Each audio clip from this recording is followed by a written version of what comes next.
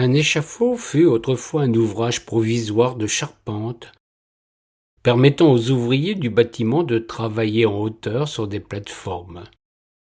On dit aujourd'hui échafaudage. Puis ce fut une construction provisoire soutenant des gradins destinés aux spectateurs d'une représentation, d'une cérémonie, avant de devenir l'estrade sur laquelle jouaient les comédiens, pour finir, hélas, par n'être plus que le promontoire pour réaliser les exécutions.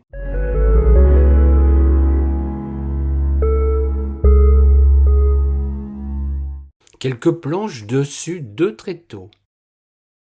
La société et ses défauts jouent une étrange comédie, et parfois sa tragédie.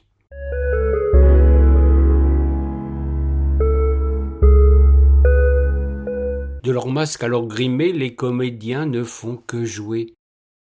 Pour eux, la falsification, au rire, fait invitation.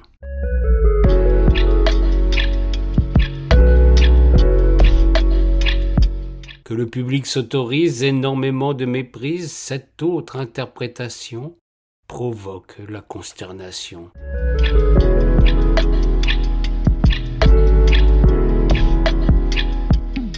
Le pouvoir baisse le rideau quand la pièce devient fardeau.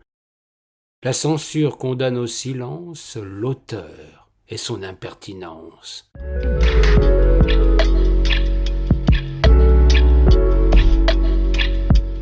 Les planches deviennent échafauds.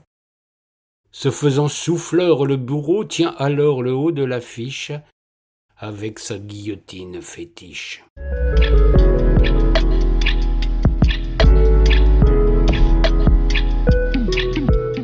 La scène tranche dans le vif. Par ce glissement agressif, on coupe alors le texte, toujours sous d'affreux prétextes.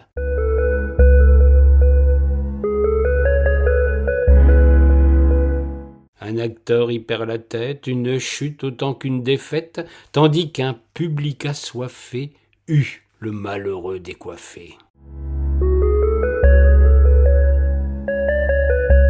La seule représentation d'un figurant dans l'action. Sa tête choit dans le panier devant quelques brigadiers.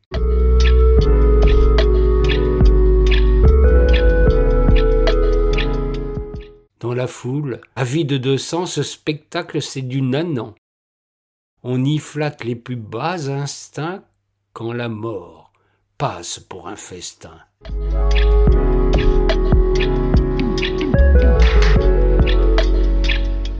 L'abolition n'est pas la fin de cet effroyable destin. La haine refait surface parmi de nombreux rapaces.